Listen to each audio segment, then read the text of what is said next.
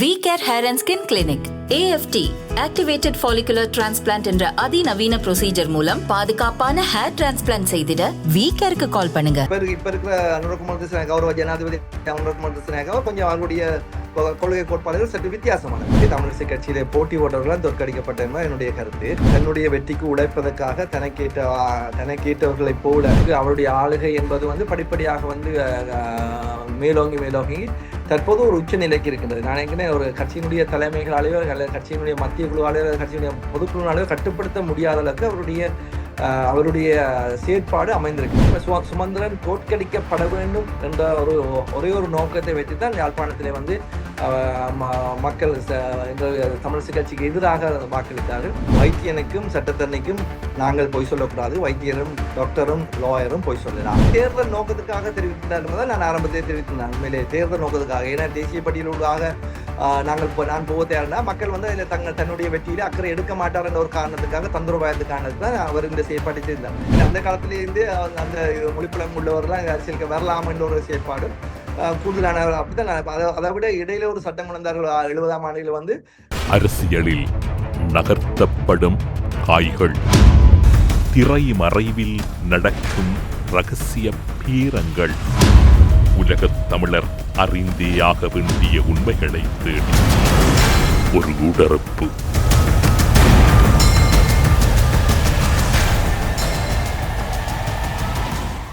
இலங்கை தமிழரசு கட்சியின் ஊர்காவல் தொகுதி கிளையினுடைய தலைவரும் யாழ் பல்கலைக்கழகத்தின் விரிவுரையாளருமான இளம்பரையன் அவர்களை ஊடறுப்பு நிகழ்ச்சியோடு இணைத்திருக்கின்றோம். ஊடறுப்பு நிகழ்ச்சியின் சார்பில் உங்களை வரவேற்பதில் மகிழ்ச்சி. வணக்கம். யாரும் எதிர்பாராத விதத்தில் நாடாளுமன்ற தேர்தல் நடந்து முடிந்திருக்கின்றது. கணிசமான வாக்குகளை பெற்று தேசிய மக்கள் சக்தி NPP வடக்கு கிழக்கு அடங்கலாக இலங்கை முழுவதும் ஆசனங்களை கைப்பற்றியிருக்கின்றார்கள். உங்களுடைய பார்வையில் அல்லது உங்களுடைய நோக்கு நிலையில் இந்த வெற்றி அல்லது இந்த நிலைமை எப்படி பார்க்க? நிச்சயமாக நான் நினைக்கின்றேன், இந்த வெற்றி இலங்கையினுடைய வரலாற்றிலேயே மிகப்பெரிய ஒரு வெற்றி. இப்படி ஒரு வெற்றி முந்தியும் வந்ததாக தெரியவில்லை. மிகப்பெரிய ஒரு மாற்றத்தை இலங்கை வாழ் மக்கள், முக்கியமாக தென்பகுதி மக்கள் விரும்புகின்றார்கள். நான் நினைக்கின்றேன் கிட்டத்தட்ட 161 ஆசனங்களை பெற்று ஒரு மிகப்பெரிய ஒரு 3/2 பெரும்பான்மையுடன் பாராளுமன்றத்தை அமைக்க இருக்கின்றார்கள். இது ஒரு மிகப்பெரிய ஒரு வரலாற்று சாதனையாகத்தான் இதை கொள்ளப்படுகின்றது. அதே மாதிரி கணிசமான அளவு வடக்கு கிழக்கு மாகாணங்களிலே, குறிப்பாக யாழ் மாவட்டத்திலே 3 ஆசனங்களை அவர்கள் பெற்றிருக்கின்றால் இது மிகப்பெரிய ஒரு மாற்றம். ஒரு தேசிய கட்சி இவ்வளவு பெரிய ஆசனங்களை யாழ் மாவட்டத்திலே கைப்பற்றியது, வடக்கு பகுதியிலே கைப்பற்றியது தான் முதல் தடவையாக கொள்ளப்படுது. கடந்த காலங்களிலே தேசிய கட்சி சார்ந்த திரு அங்கையன் அவர்கள் தொடர்ச்சியாக ஒரு ஆசனங்களை கைப்பற்றி வந்த போதும் கூட ஒரு புதிய கட்சி ஒரு முதலாக இளைஞர் வரலாற்றிலே முதலாக யாழ்ப்பாணத்திலே போட்டி விடுகின்ற ஒரு NPP என்று சொல்லப்படுகின்ற JVP கட்சியானது 3 ஆசனங்களை பெற்றிருப்பது மிகப்பெரிய ஒரு மாற்றத்தை காட்டுகின்றது. இது எவ்வளவு தூரம் இது எங்களுடைய தமிழ் தேசியத்துக்கு எவ்வளவு தூரம் இது பொருத்தமாக இருக்கும் என்பது பொருத்தம்தான் நாங்கள் பார்க்க வேண்டும். இன்று யாழ் குடாநாட்டினுடைய தமிழரசு கட்சியின் தோல்வியானது அது கட்சியின் தோல்வியாக பார்ப்பதா அல்லது கட்சியின் வேட்பாளர் தெரிவில் ஏற்பட்ட தோல்வியாக பார்ப்பதா? நிச்சயமாக என்னை பொறுத்தவரையில தமிழரசு கட்சி தோற்கடிக்கப்படவில்லை. தமிழரசு கட்சியிலே போட்டி ஓட்டவர்களால் தோற்கடிக்கப்பட்ட என்பது என்னுடைய கருத்து. வேட்பாளர் தெரிவிலே ஒரு மிகப்பெரிய ஊழல் இடம்பெற்ற ஊழல்னா சொல்ல முடியும். குறிக்கப்பட்ட ஒரு கட்சியினோட குறிக்கப்பட்ட ஒரு நபர், முக்கியமா அவங்களுக்கு தெரியும், எங்களுடைய கட்சியினுடைய உப செயலாளர்கள் ஒருவரான திரு சுமந்திரன் அவர்களுடைய ஒரு எதேர்ச்சி அதிகார செயற்பாடுதான் தெரிவிலே ஏற்பட்ட தவறுகளின் காரணமாக கட்சி வடக்கு மாகாணத்திலே, முக்கியமாக யாழ்ப்பாணத்திலே மிகப்பெரிய ஒரு பின்னடைவை, மிகப்பெரிய ஒரு தோல்வியை சந்தித்ததைத்தான் நான் கருத முடியும். உண்மையிலே திரு சுமந்திரன் அவர்கள் தன்னுடைய வெற்றிக்காக, தன்னுடைய வெற்றிக்கு உழைப்பதற்காக தனக்கேற்றவர்களை போல கடந்த காலங்களே மாகாண சபைகளை குழப்பி அடித்து அல்லது மாகாண சபையினுடைய திறமையற்ற வகையில நடாத்திய உறுப்பினர்களை போட்டு, அதை விட கட்சியிலே எந்த காலத்திலும் அடிப்படை உறுப்பினர் அல்லாத 2 பெண்களையும் போட்டு, மற்றது உங்களுக்கு தெரியும் திரு இளங்கோ என்று சொல்லப்படுகின்ற திரு எங்களுடைய தந்தை செல்வானுடைய பேரப்புதல்வன் அவர் நீண்ட காலமாக இந்தியாவில் வசித்தவர். அவர் உண்மையிலே யாழ்ப்பாணத்திலே அவர்களுக்கு பெருமளவு ஆட்களே அவர் தெரியாது.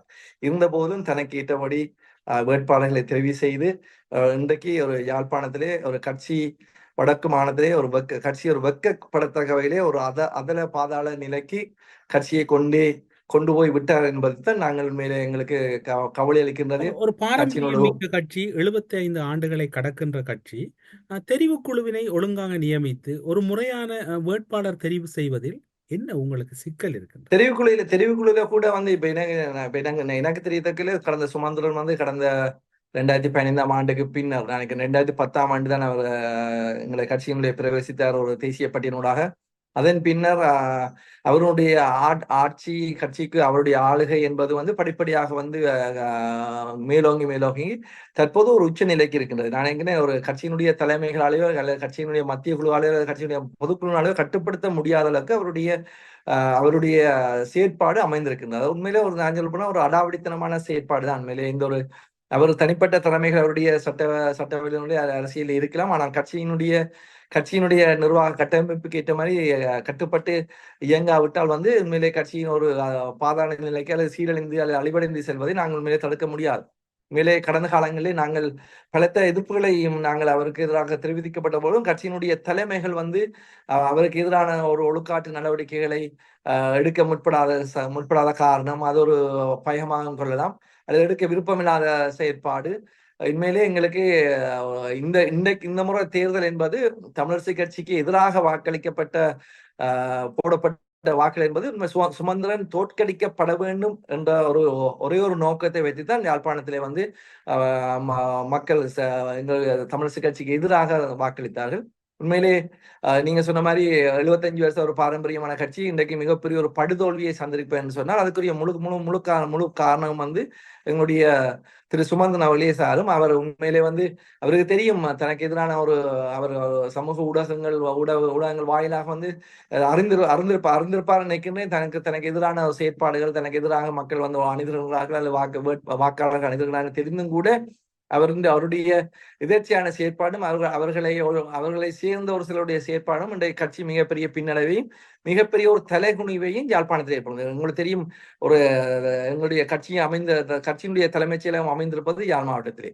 மற்றது எங்களுடைய வடக்கு கிழக்கிலே இலங்கை வாழ் தமிழ் மக்களுடைய ஒரு அரசியல் தலைநகரம் என்று சொல்லப்படுற யாழ்ப்பாணத்திலே வந்து ஒரு தமிழரசு கட்சி தோற்கடிக்கப்பட்டு ஒரு சிங்கள கட்சி ஒரு பெரும்பான்மை கட்சி ஒன்று ஒரு தேசிய ரீதியாக இயங்குகிற கட்சி ஒன்று இன்று 3 ஆசனங்களை பெற்றிருப்பது என்பது மிகப்பெரிய ஆச்சரியப்படத்தக்க விஷயம். உண்மையிலே வந்து எங்களுடைய கட்சிக்கு மட்டுமல்ல ஒரு தமிழ் தேசியம் தொடர்பாக எதிர்காலத்திலே மிகப்பெரிய ஒரு ஆபத்துகளை நிச்சயமாக ஏற்படுத்துகிறது. இனிமேல் நிச்சயமாக அவர்கள் தனியே பொது தேர்தல் மட்டும் பாராளுமன்ற தேர்தல் மட்டும் நின்று விடாது.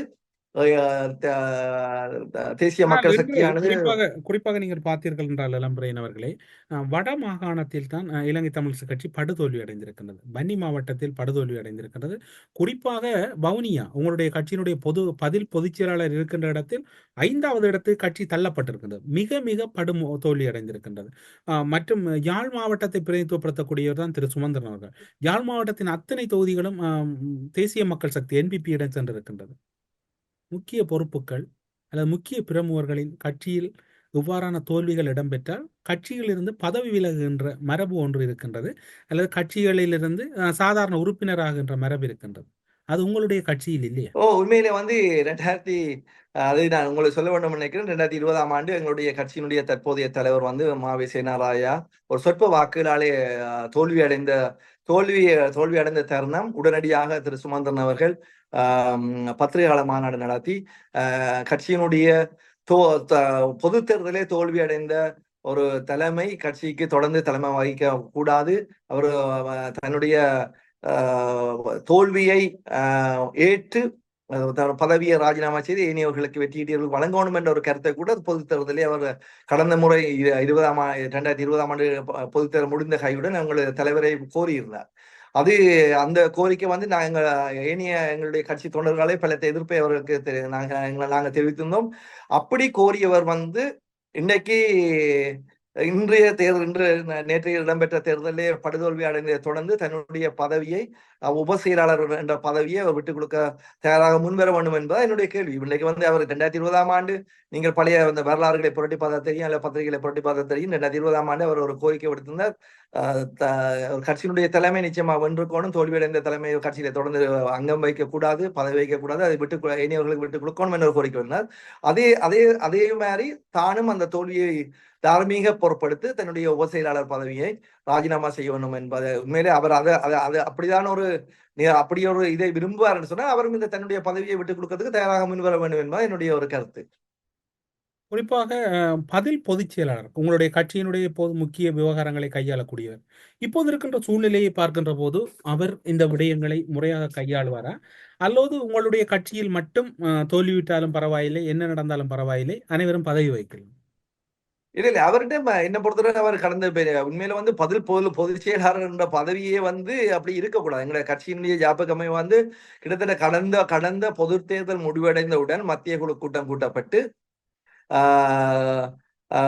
ஏற்கனவே பதவியெடுத்த திரு துர்ராஜ் சிங்கம் அவர்கள் மத்திய குழுடைய அந்த கூட்டத்திலே நானும் பங்கு பெற்றிருந்தேன். மௌனியார் இடம்பெற்ற மத்திய குழு கூட்டத்திலே அவர் பதவி நீக்கம், மத்திய குழு உறுப்பினர்களை பதவி நீக்கம் செய்யப்பட்டு உடனடியாக வந்து அதை தொடர்ந்து கட்சியினுடைய தலைமையிலான எங்களுடைய உப செயலாளர் உப செயலாளர் இருந்துள்ள ஒருவரை வந்து பொதுச் செயலாளர் நியமித்தார்கள்.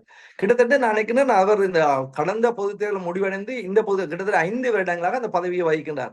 5 வருடம் கண்டாங்கன்னா கடந்த கிட்டத்தட்ட ஒரு வருடத்துக்கு முன்னர் 8 மாதத்துக்கு முன்னர் வந்து எங்களுடைய கட்சியினுடைய பொதுக்கூட்டம் நடைபெற்றது. அந்த பொதுக்கூட்டத்தை தொடர்ந்து வந்து அந்த புதிய நிர்வாகத்துக்கு தெரிவுக்கான செயற்பாட்டு தடையை வந்து நீதிமன்றம் விதித்துள்ளது. இருந்த போதிலும் கூட அவர் தொடர்ச்சியாக 5 வருடங்கள் தொடர்ச்சியாக அந்த பதவி வகிப்பு என்பதும் அவர் வந்து உண்மையில ஒரு ஆக்டிவான செக்ரட்டரியா நான் பார்க்கிறேன். உண்மையில அவர் ஒரு சரியான ஒரு செயற்பாட்டுக்கு அவர் உண்மையிலே இடையிலே நோய்வாய்ப்பட்டிருந்தார். ஆரம்ப கால நிலையில் உண்மையிலே ஆனால் தமிழ் பொது வேட்பாளரை ஆதரித்த உங்களுடைய கட்சியினுடைய முக்கிய பிரமுகர்கள் மீது விளக்கம் கோரி கடிதம் அனுப்பியிருந்தார். விளக்கம் கோரி கடிதம் அனுப்புறதுக்கு அவருக்கு உண்மையில ஒரு தகுதி இல்லை. உண்மையில வந்து ஒரு ஆக்டிவ் பொதுச் செயலாளர் அவர் வந்து உரிய மாதிரி வந்து அது உண்மையில உரிய முறையில வந்து மத்திய குழுவிலே தீர்மானம் எடுக்கப்பட்டுத்தான் உண்மையிலே அந்த அப்படியான ஒரு ஒழுக்காட்டு நடவடிக்கைகள் தொடர்பான நடவடிக்கைகளை மேற்கொள்ள முடியும். கட்சியினுடைய தலைவர் மீது தானே ஒழுக்காட்டு நடவடிக்கை எடுக்கப்பட்டிருக்கின்றது. அதான் கட்சியினுடைய தலைமையும் பிளவிட்டிருக்கிறார். கட்சியில பெரும்பாலானவர்கள் இப்ப இன்றைக்கு மட்டக்களப்பு மாவட்டத்திலே வெற்றி இடிய சிறுநேசன் அவர்கள் கூட சங்கு சின்னத்துக்கு ஆதரவு வழங்கியிருந்தார். கோடீஸ்வரன் அவர்கள் கூட ஆதரவு வழங்கியிருந்தார்.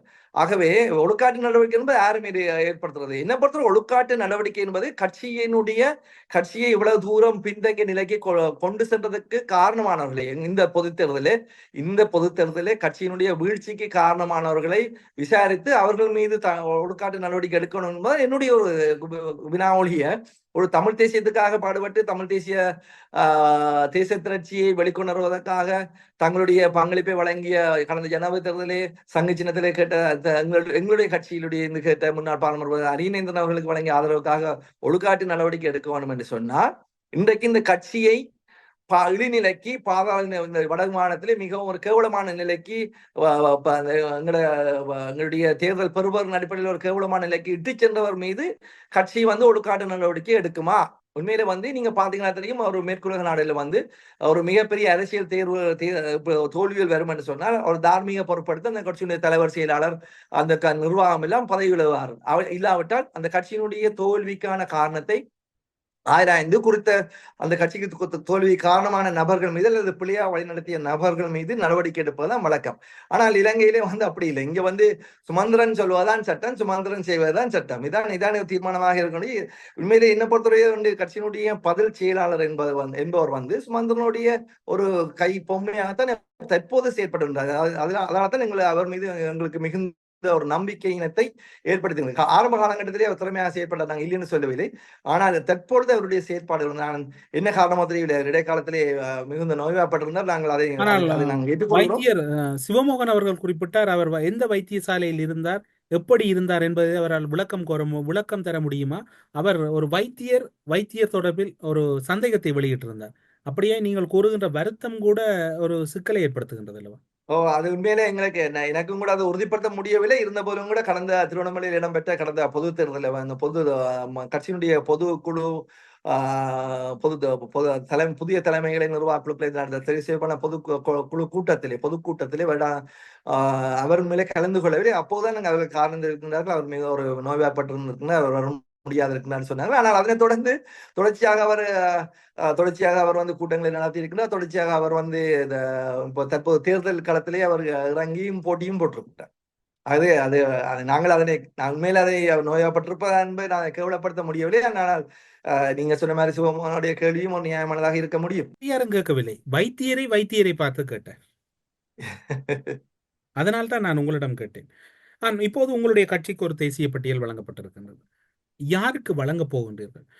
பலருடைய கோரிக்கையாகவும் அல்லது எதிர்பார்ப்பாகவும் இருக்கின்றது, உங்களுடைய கட்சியில் ஒரு பெண், அதாவது சமூக செயற்பாட்டில் இருக்கக்கூடிய ஒரு திறமை வாய்ந்த பெண் பிரதிநிதித்துவம் ஒன்று நீங்கள் உறுதிப்படுத்த வேண்டும் என்று எதிர்பார்க்கின்றார்கள்.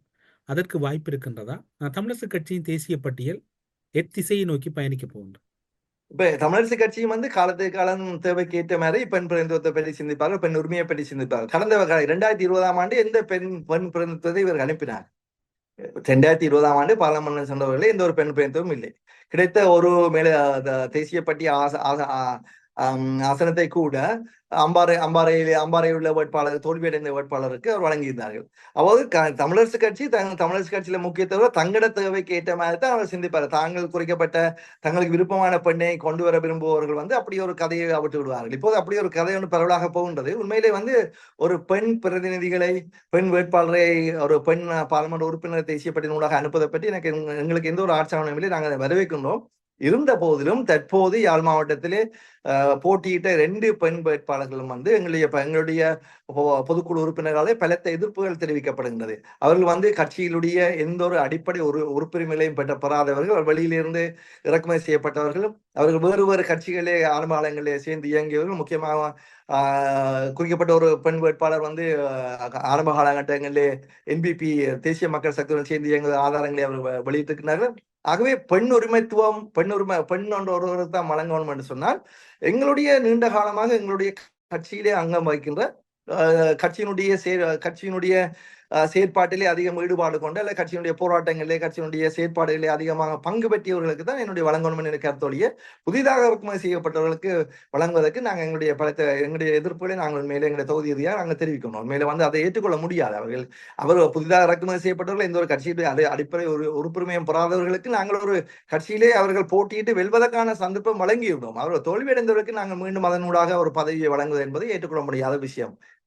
ஆனால் கட்சியிலே ஒரு சிலருக்கு வந்து அப்படியான ஒரு திட்டங்கள் இருக்கும்போது திடீரென பெண் உரிமைகளை பற்றி, பெண் பிரதிநிதித்துவத்தை பற்றி, பெண் பங்களிப்பை பற்றி அப்ப கடந்து 2020ஆம் ஆண்டு நேற்றைய தினம் இடம்பெற்ற ஊடகவியலாளர் சந்திப்பில் திரு சுமந்திரன் அவர்கள் ஒரு விடயத்தை தெளிவாக குறிப்பிடுகின்றார். தான் இந்த விடயங்களில், அதாவது தேசிய பட்டியலூடாக நாடாளுமன்றம் செல்ல மாட்டேன், ஆனாலும் மத்திய குழுவினுடைய முடிவுக்கு நான் கட்டுப்படுவேன்.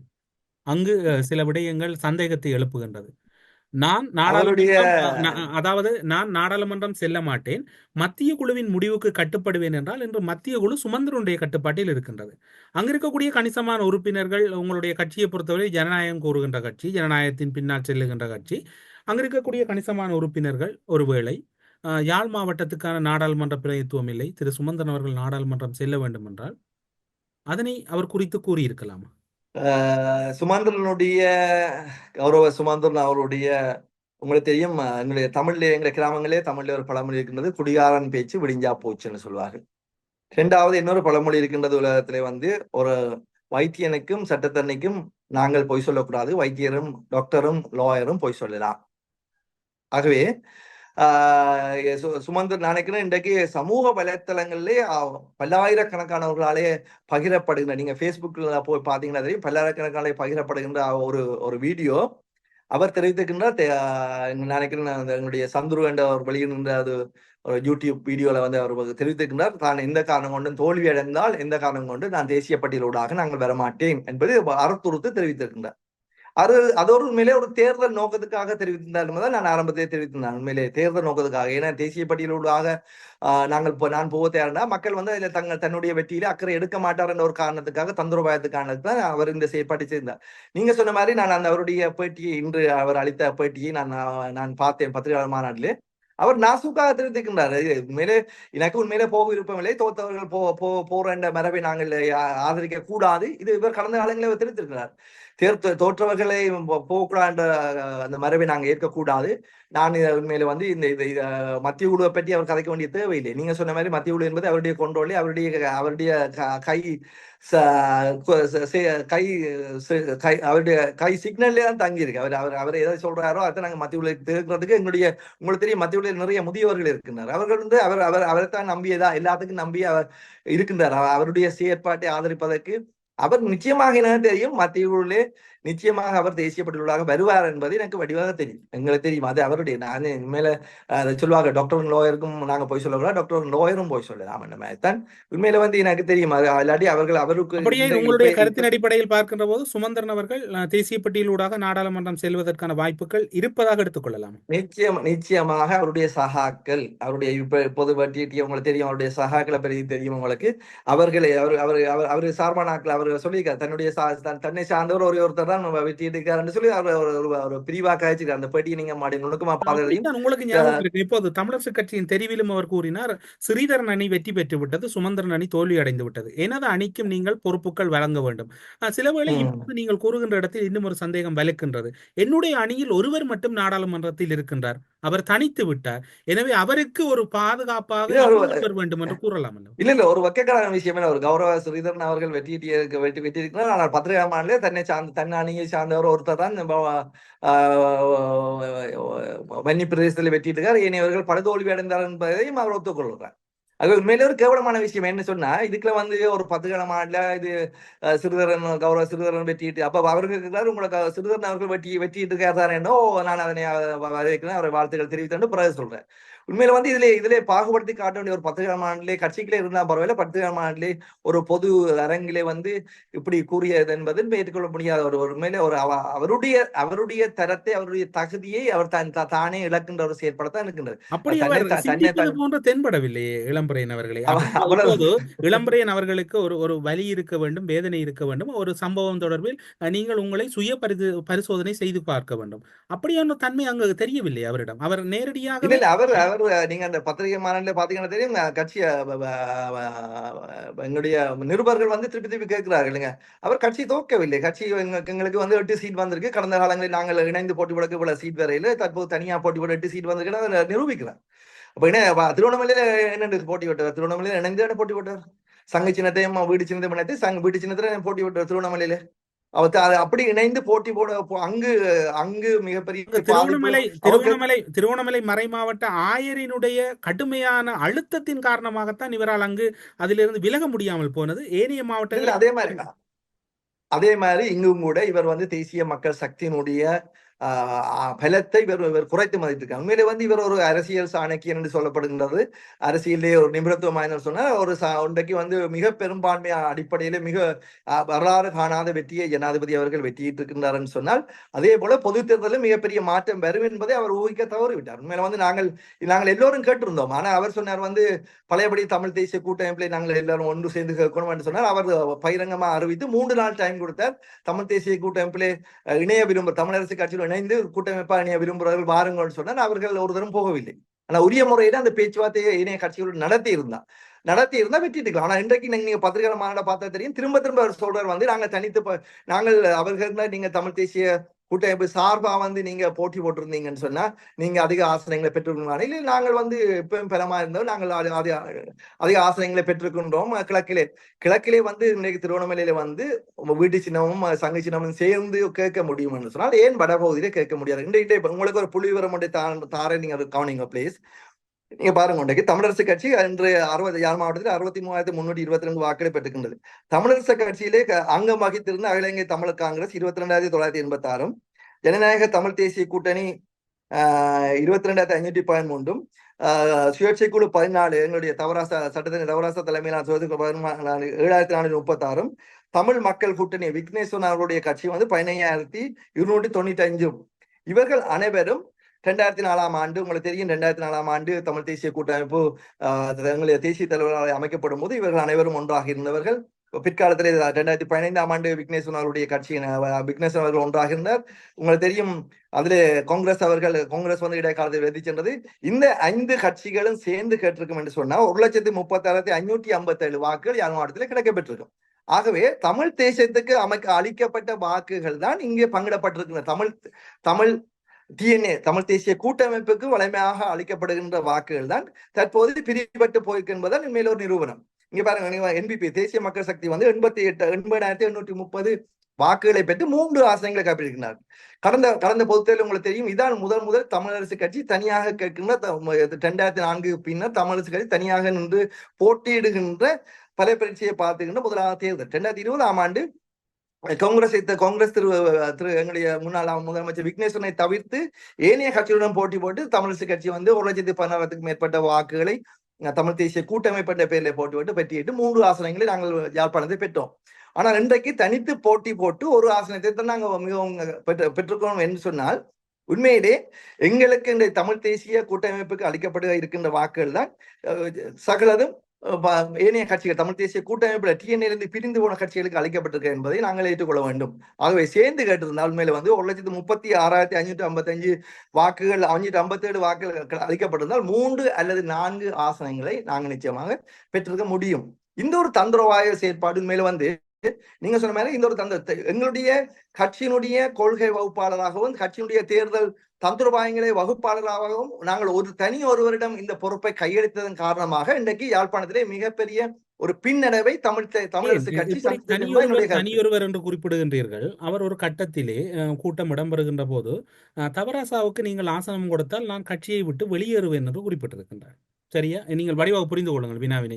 நான் வெளியேறுவேன் என்று குறிப்பிட்டிருக்கின்றார். அந்த இடத்தில் மாவை சேனாதிராஜா அமைதி காத்துவிட்டு பின்னர் வந்து ஒப்பாரி வைப்பதில் என்ன நியாயம் இருக்கின்றது? அந்த இடத்தில் கோரியிருக்க வேண்டிய வினா மக்கள் சார்பில் நான் உங்களிடம் கேட்கின்றேன். ஆம் சுமந்திரன் அவர்களே, நீங்கள் தாராளமாக செல்லலாம். நாங்கள் கட்சியையும் மக்களினுடைய எதிர்காலத்தையும் அடிப்படையாக கொண்டுதான் நாங்கள் வேட்பாளர் தெரிய வேண்டும் என்று அதனை கூற முடியாத உங்களுடைய தமிழரசு கட்சி இப்போது வந்து நீங்கள் தமிழரசு கட்சியின் ஊர்காவல் தொகுதி கிளையினுடைய தலைவராக இப்போது ஒப்பாரி வைப்பதில் நீங்கள் உட்பட என்ன பலன் இருக்கு? நீங்க சொல்றது சரி. இப்ப நான் தொடர்ச்சியா வந்து எங்களுடைய தலைமைகளை நான் கண்டித்திருக்கின்றேன். சுமந்திரன் அவர் அப்படி சொல்வாருக்காண்டி தமிழரசு கட்சியினுடைய தலைமை அதை ஏற்றுக்கொள்ளணும் ஒன்று இல்லை. ஏண்டா தமிழரசு கட்சியினுடைய தலைமையை பொறுத்தவரை எந்த ஒரு சிரேஷ்ட உறுப்பினர்கள் சரி எல்லாரும் சமனாக மதிக்க வேண்டும். சகல உறுப்பினர்களையும் சமனாக மதிக்க வேண்டிய கடப்பாடு தங்களுடைய கட்சி தலைமைக்கு இருக்கு. அது திரு சுமந்திரனா இருக்கலாம், திரு எங்களுடைய சட்டத்தின் தவறாயா இருக்கலாம், திரு ஈஸ்வரன் சரணபவனா இருக்கலாம். ஆனா உண்மையில வந்து சகலரையும் மதிக்கணும். ஆனால் உண்மையிலே கட்சியினுடைய தலைமை தான் இந்த குழப்பத்துக்கு முழு காரணம் என்பதை நான் சொல்லுவேன். இந்த கட்சியினுடைய தலைமை என்பது தற்போதைய தலைமை மட்டுமல்ல, எங்களுடைய திரு அமரர் சம்பந்தன் அவர்களுடைய தலைமையும் தான் குற்றச்சாட்டு வேண்டி கிடக்கின்றது. ஆரம்பத்திலே சுமந்தன் அவர்களுடைய சில பொறுப்புகளை அவர் கொடுத்திருந்தார்கள், அதை நாங்கள் ஏற்றுக்கொள்வோம். சில முக்கியமான பொறுப்புகளை எங்களுடைய சர்வதேச விசாரணைகளுக்கான செயற்பாடுகளை தொடர்ந்து மேற்கொள்வதற்கான இது பொறுப்புகளை ஒப்படைத்ததன் காரணமாக அந்த தொடர்ச்சியாக விசாரணைகள் ஆரம்பிக்கப்பட்டு விட்டனவா? இதுல முக்கியமாக உங்களுக்கு சொல்ல வேண்டிய விஷயம், சர்வதேச விசாரணைகள் சம்பந்தமாக கட்சியினுடைய சார்பில் நியமிக்கப்பட்டது திரு சுமந்திரன் அவர்களைத்தான். ஆனால் தமிழரசு கட்சியினுடைய தலைமையோ அல்லது தமிழ் கட்சியினுடைய சார்பாக நியமிக்கப்பட்ட நபரோ புரிந்து கொள்ள வேண்டும். இந்த தேர்தலின் பின்னராவது உங்களுடைய கட்சி ஒன்று திருந்த வேண்டும் அல்லது அழிந்து போக வேண்டும். 2 தான் முடிவு இருக்கின்றது. குறிப்பாக உங்களுடைய கட்சியினுடைய முக்கியமான விவாதங்கள் அல்லது கலந்துரையாடல்கள் இடம்பெறுகின்ற போது மொழி புலமை, மொழி வேண்டும் அல்லது அந்த மொழி இருந்தால் தான் கூறலாம் என்கின்ற ஒரு கருத்து வலுப்பெறுகின்றது. அப்படியான ஒரு தேவை இருக்கின்றதா? அனைத்து தூதரகங்கள், அனைத்து ராஜதந்திரிகள், அனைத்து சர்வதேச தொடர்பாளர்கள் அருகிலும் வந்து மொழிபெயர்ப்பாளர்கள் இருக்கிறார்கள். ஏன் உங்களுடைய கட்சிக்கு மட்டும் அது இலங்கையில இருக்க இலங்கை தமிழ் மக்கள் தான் நாங்கள் வெக்கப்படுறது வளமையா இங்கிலீஷ் எங்களுக்கு தெரியாதுன்னு சொல்லி நீங்க உங்களுக்கு தெரியும் தானே. இலங்கை ஆண்ட முக்கியமான ஜனாதிபதிகளான கௌரவ பிரேமதாஸ் அவர்கள், மற்றது எங்களுடைய இறுதியாக ஆண்ட எங்களுடைய உண்மையிலே அவர் பிரேமதாஸ் அவர்களுக்கு வந்து உண்மையிலே வந்து சர்வதேச அரங்கில கூட அவர் வந்து அவர் மைத்திரிபால எந்த காலத்திலும் சிறிசேனவை வந்து நீங்கள் குறிப்பிடுகின்றீர்கள். மைத்ரிபால சிறிசேன அவர்களுக்கு கூட நாட்டை ஆண்ட ஜனாதிபதி கூட மொழி புலமை மொழியாற்றல் இல்லை. ஆனால் அவர் வந்து இப்போது இருக்கக்கூடிய ஜனாதிபதி கூட ஓரளவு தன்னால் முடிந்தவரை தான் மொழியை கையாளுகின்றார். ஆனால் இப்போது இருப்பவர்களுக்கு முற்றா தெரியாது. நான் யார் பல்கலைக்கழகத்துக்கு கடந்த காலங்களில் விஜயம் செய்யும்போது நான் கதைத்திருக்கேன். நான் அவர் டிரான்ஸ்லேட்டர் வச்சு தான் அவர் செய்கிறார். ஆனால் அது ஒரு வெக்கப்பட வேண்டிய விஷயம் இல்லை. உண்மையில நீங்க பாத்தீங்கன்னா சிங்கள மக்களோ சிங்கள தலைவர்களோ அவர்கள் தங்களுடைய மொழிக்கு முக்கியத்துவம் கொடுக்கிறார்கள். அவர்கள் வந்து இங்கு ஆங்கிலம் தெரியவில்லை என்பது அவர்கள் தலைகுனிகிற சந்தர்ப்பமோ. நீங்கள் மட்டும் இந்த விடயங்களை ஒரு அதாவது விண்வெளியில் இருந்து சிந்திக்கின்றீர்கள், மக்களோடு இருந்து சிந்தியுங்களேன். அதற்கு மாறாக சிந்திக்கின்றீர்கள்.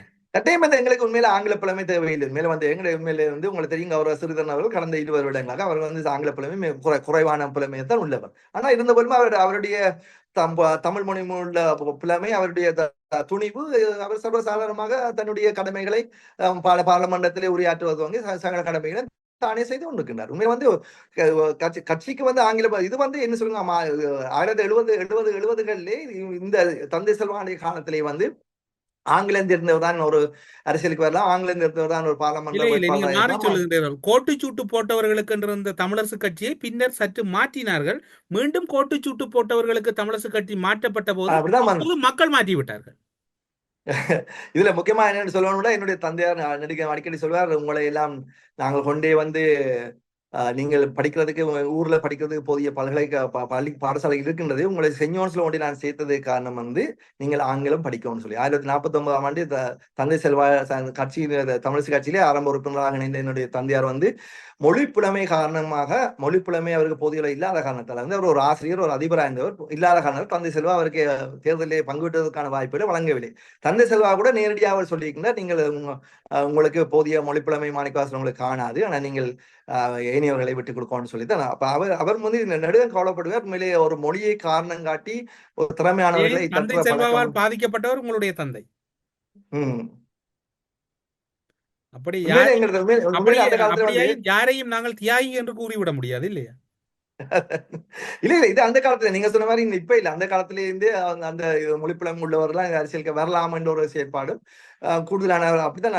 அதை விட இடையில ஒரு சட்டம் கொண்டார்கள் 70ஆம் ஆண்டில் வந்து சட்ட படிப்பை, சட்ட கல்வியை நிறைவு செய்தவர்கள் தான் வேட்பாளராக இருக்க முடியும் என்றாண்டி எங்களுடைய மாவேசன் ஐயா அவர்கள் கூட கொழும்பு சட்டக்கல்லூரியிலே தன்னை படிப்பை நிறைவு செய்தார். அதன் காரணமாக அந்த காலத்துல வந்து குறிப்பிட்டேன் கருப்பு சட்டைக்காரர்களுக்கு சொந்தமான கட்சி என்று. உண்மைதான், உண்மையில் அப்படித்தான் நாங்கள் அது தற்போதும் அந்த அந்த நடைமுறை வந்து கொண்டிருக்கிறது. ஒட்டுமொத்தத்தில் இந்த கட்சிக்கான முடிவுகள் அறிவிக்கப்பட்டிருக்கின்றன. தென்னிலங்கை மக்கள் அங்கு தேசிய மக்கள் சக்தியை நோக்கி விரலை நீட்டி இருக்கின்றார்கள். அதனோடு வடக்கு கிழக்கு மக்களும் இணைந்திருக்கின்றார்கள். இனி வரப்போகின்ற அரசு நீங்கள் வலிமையாக கேட்பதற்கு சந்தர்ப்பம் கொடுக்குமா, அல்லது தங்களுக்கு வாக்களித்த மக்களை தாங்களே பார்த்துக் கொள்ளுகிறோம் என்று கூறிவிட்டு அவர்கள் நேரடியாக இனி வடக்கு கிழக்கில் களங்களில் இறங்க போகின்றனர்? நிச்சயமாக என்ன சொன்னா, தேசிய மக்கள் சக்திக்கும் வடக்கு கிழக்கிலே போதிய அளவு சீட்ஸ் கிடைச்சிருக்கு. போதிய அளவு யாழ்ப்பாணத்திலே 3 சொன்னா வன்னியிலே 2, அப்படி போதிய அளவு கிழக்கு மாநிலத்திலே இப்படி போதிய அளவு பாராளுமன்ற உறுப்பினர்கள் தெரிவு செய்ததன் காரணமாக நிச்சயமாக அவர்கள் வந்து இந்த தமிழ் மக்களுடைய எதிர்காலத்திலே சில நேரம் தமிழ் மக்களுடைய பிரச்சனைகளை வந்து இந்த பாராளுமன்ற உறுப்பினர்கள் ஊடாக மட்டும்தான் கதைக்கலாம் ஒரு சில செயற்பாடுகளை அவர் கொண்டுடலாம். நிச்சயமா ஏண்டா இப்ப இருக்கிற அனுரகுமார் திசாநாயக்க கௌரவ ஜனாதிபதி அனுரகுமார் திசாநாயக்க அவர் கொஞ்சம் அவர்களுடைய கொள்கை கோட்பாடுகள் சற்று வித்தியாசமானது. ஆகவே இதே ஒரு எங்களுடைய வடக்கு பிரச்சனை என்பது ஒரு பெரிய இஷ்யூவா, பெரிய ஒரு இதா காட்டிக்கொள்ள முற்படாமல் இங்க எந்த ஒரு பிரச்சனையும் இல்லை, எல்லாருக்கும் சம உரிமை சமந்த அவர் நெடுக சொல்வார் வந்து சம உரிமை சமந்தசு ஒரு எல்லாரும் எங்கும் வாழக்கூடிய ஒரு சூழலை நான் ஏற்படுத்துவேன்னு சொல்லி அந்த செயற்பாடுகளை வந்து அவர் நினைக்கிறேன் எங்களுடைய தேசிய பிரச்சனை சம்பந்தமாக அவர் எந்த நடவடிக்கை எடுப்பார்னு தெரியவில்லை. ஆனால் வந்து அவர் சொல்லியிருக்கிறார், அவர் தனிப்பட்ட ரீதியா எந்த ஒரு செயற்பாடும் செய்ய முடியாது, பாராளுமன்ற அரசியலமைப்பை மாற்றுவதன் ஊடாக சகல மக்களுக்கும் உரிமைகளை வழங்குற செயற்பட்டு நான் செய்வேன் என்பதை சொல்லியிருக்கார். ஒழிய வடக்கு கிழக்கு தமிழ் மக்களுக்கு ஒரு பிரச்சனை இருக்கின்றது, அந்த தமிழ் மக்களுடைய பிரச்சனை தீர்க்கப்படும் என்பதை அவர் பெருசாக ஏற்றுக்கொள்வதற்கு தயாரில்லை. ஆனால் மக்களுக்கு பிரச்சனை இருக்கு என்பதை ஏற்றுக்கொள்வது அது பொதுவான ஒரு அரசியலமைப்பின் ஊடாகத்தான் தீர்க்கப்பட முடியும் என்பதை அவர் தெரிவிக்கிறார். ஆகவே எதிர்காலத்தில் மேலும் வந்து நிச்சயமாக இங்க உங்களுக்கு தெரியும் போதிய அளவு இங்க வடக்கிலே வந்து கிட்டத்தட்ட 5க்கும் மேற்பட்ட ஆசனங்களை அவர்கள் கைப்பற்றியிருக்கிறார்கள். அப்படி இருக்கும்போது அவர்கள் கூட தான் முழு செயற்பாடுகளும் எதிர்காலத்தில் நடைபெறலாம் என்பதுதான் என்னுடைய எதிர்பார்க்க. உண்மையில எங்களுக்கு நாங்கள் இதுல என்ன சொல்ல வரோம்னு சொன்னா, நாங்கள் இவ்வளவு இழந்த பின்னரும் கூட நான் உண்மையில வந்து இதுல பொதுமக்களை வாக்காளர்களை நாங்கள் குற்றஞ்சாட்டு நாம் முற்படவில்லை. வாக்காளர் வந்து எங்களுடைய பாராளுமன்ற உறுப்பினர்களை சில பேர் சொல்றார்கள் இவ்வளவு தியாகங்கள் இவ்வளவு அர்ப்பணிப்புக்கு பின்னரும் கூட எங்களுடைய யாழ் மாவட்ட வாக்காளர் வடக்கு வாக்காளர் வந்து ஒரு தேசிய கட்சி ஒரு சிங்கள கட்சிக்கு வாக்களித்திருக்கார் என்பது குற்றச்சாட்டை பலர் முன்வைத்துக் கொண்டிருக்கின்றார்கள். ஆனால் அந்த குற்றச்சாட்டை முன்வைப்பதான்னு சொன்னால் இந்த கட்சியை பிழையாக வழிநடத்தி தோல்வியை சந்தித்தவர்களுடைய ஆதரவாளர்கள் அந்த கோரிக்கை முன்வைக்கிறார்கள். ஆனால் உண்மையிலே நான் சொல்லுவேன் சொன்னால் எங்களுடைய மக்கள் வந்து எங்களுடைய கட்சி பாராளுமன்ற உறுப்பினருடைய கடந்த கால செயற்பாடுகளிலே வந்து மக்கள் நம்பிக்கையற்றவர்களாக இருக்கின்றார். என்று சொன்னால் இப்ப நான் உங்களுக்கு சொன்னேன், எங்களுடைய சர்வதேச விசாரணைகள் எங்களுடைய இறுதி போர்ல இடம்பெற்ற படுகொலை சம்பந்தமான சர்வதேச விசாரணைகள் வந்து என்ன மாதிரி நடக்குன்னு சொல்லி எனக்கே தெரியாது. என்ன நடைபெறுகின்றது, ஜெனீவாவில் என்ன போகின்றது, என்ன போக்கு நடக்கிறது, எங்களுடைய தமிழரசு கட்சி அல்லது தமிழ் மக்களுடைய சார்பான ஒரு நிலைப்பாடு என்னன்னு சொல்லி எவராவது எங்களுடைய கட்சியினுடைய பொது குழுவை கூட்டி அல்ல கட்சி தொண்டர்களை அழைத்து ஒரு விளக்கம் அளிப்பது அல்ல பொதுமக்களை விளக்கம் அளிப்பது செயற்பாடு கூட உண்மையில் இதுவரைக்கும் நடக்கவில்லை. பின்னர் தானே மக்களை சந்திக்கின்றீர்கள், அப்படி இருக்கு அதை நடக்கிறது. இப்போது இதிலே நாங்கள் குறிப்பிட்டு சொல்லணும். முக்கியமாக வந்து திரு ஸ்ரீதரன் அவர்கள் ஓரளவுக்கு அவர் தன்னுடைய முக்கியமாக கிளர்ச்சி தொகுதியை வந்து அவர் அடிக்கடி போய் சந்திச்சு அவருடைய குறைநிறைகளை அறிந்து அவர் முக்கியமாக அவருடைய சந்தோஷமான நிகழ்ச்சிகள் கூட பங்கு பெற்றி அந்த செயற்பாடு செய்கின்றனர். ஆனால் ஏனைய பாராளுமன்ற உறுப்பினர் எவரும் வந்து மக்களை சந்திப்பதோ இல்லை, மக்களுடைய பிரச்சனை தீர்ப்பதில்லை. அவர்கள் வந்து இந்த சந்தர்ப்பங்களில் இந்த சலுகைகளை பயன்படுத்தி பாராளுமன்ற உறுப்பினர் ஒரு சலுகையை பயன்படுத்தி தங்களுடைய பொருளாதாரத்தை தனிப்பட்ட பொருளாதாரத்தை வளர்ப்பதற்கான செயற்பாடு ஈடுபடுகிறார்கள். உண்மையில வந்து எங்களுடைய பிரச்சனை அதனால மக்கள் நம்பிக்கை இழந்து விட்டார்கள். உண்மையிலே மக்கள் நம்பிக்கை இழந்து மக்கள் வந்து தெளிவாக இருக்கிறார். இன்றைக்கு மக்கள் இப்ப இன்னும் ஒரு 10 நாள்லே எங்களுடைய உலகெங்கும் முக்கியமாக தாயகம் அங்கு நடைபெற இருக்கின்ற மிகப்பெரிய ஒரு மாவீர நிகழ்ச்சிகளிலே மக்கள் பங்கு பெற்றுவதை வச்சு நாங்கள் முடிவு கட்ட முடியும். மக்கள் எவ்வளவு தூரம் தமிழ் தேசியத்தை நேசிக்கிறார் என்பதை நாங்கள் காண முடியும். அவை ஒரு சில ஒரு தேர்தல் நடவடிக்கைகளே அல்லது ஒரு பிழையான வழிநடத்தல் மூலம் நாங்கள் தோல்வியை சந்தித்த பின்னர் முற்றுமுழுதாக மக்களை குற்றஞ்சாட்டுவது என்பது ஏற்றுக்கொள்ள முடியாத விஷயம் என்பது என்னுடைய கருத்து. உண்மையில நான் கூட எங்களுடைய பாராளுமன்ற உறுப்பினர்களை நான் மிகுந்த அதிருப்தியாக நான் கடந்த ஆளுங்கள் இருந்தேன்னு சொன்னால் அவர்கள் வந்து பெருசா வந்து எங்களை சந்திப்பதிலே எனக்கு அது ஒரு மத்திய குழு கூட்டமா பொதுக்குழு கூட்டங்களே எங்களுக்கு இப்படி என்ன நடக்குதுன்னு சொல்லி ஒன்றுமே செய்வதில்லை. மற்றது எந்த ஒரு செயற்பாடுகள் கூட இப்ப நீங்க தெரியும் உங்களுக்கு டக்ளஸ் தேவானந்த் அவர்கள் வந்து தங்களுடைய பிரதேச சபை உறுப்பினர்கள் வந்து பிரதேச சபை கூட்டங்களுக்கு முதல் ஒரு நிழல் அந்த ப்ரீ மீட்டிங் சொல்ல ஆரம்ப ஒரு முன் கூட்டம் ஒன்று போட்டு வடிவாக அந்த நிகழ்ச்சி நிரலை வைத்து வடிவாக என்னென்ன கதைக்கணும்னு சொல்லி ட்ரெயின் பண்ணி அனுப்புற அதே செயற்பாடு வந்து எங்களுடைய காங்கிரஸ் எங்களுடைய கஜேந்திரகுமார் அவர்களுக்கும் அதே தங்களுடைய பிரதேச சபை உறுப்பினர்களுக்கான கட்டளைகளை வழங்கினார்கள். அது மாகாண சபையில் எப்படி கதைக்கணும், பாராளுமன்றத்தில் எப்படி கதைக்கணும் அவர்கள் தங்களை வழி நடத்தி அனுப்பினார்கள். ஆனால் எங்களுடைய பிரதேச உறுப்பினருக்கு இந்த வழிநடத்தலும் செய்யப்படவில்லை கடந்த காலங்களிலே. அதாவது பாராளுமன்றம் செல்வதற்கும் ஆக எங்களுடைய பிரதேச உறுப்பினர்களை பார்த்தா உங்களுக்கு தெரியும் மாகாண சபையில வந்து தவராசா வந்து ஒரு சிரிப்புக்கிடமான முறையில் சொன்னார், நான் தான் எதிர்கட்சி தலைவர், ஆனா இங்க நீங்க என்ன விடுறீங்களா, நீங்களே எதிர்கட்சி தலைவராக இருந்தா நாங்க என்ன மாகாண சபையில் இருக்கிறேன்னு சொல்லி அவர் பகுதியாக சொன்னார். என்று சொன்னால் மாகாண சபையில கூட நாங்களே ஆளுங்கட்சியாக நாங்களே எதிர்கட்சியாக வந்து அடிபட்டுறாங்க.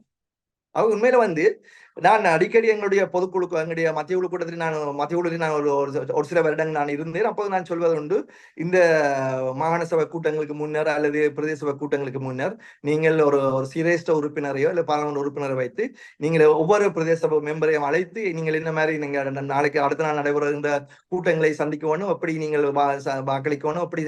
ஆனா அங்கு பார்த்தால் எங்களோட உறுப்பினர்கள் கொண்டு போகின்ற திட்டங்கள் தோற்கடிக்கப்பட்ட வரலாறு இருக்கின்ற நீங்க மாகாண நீங்க பார்த்தா தெரியும்.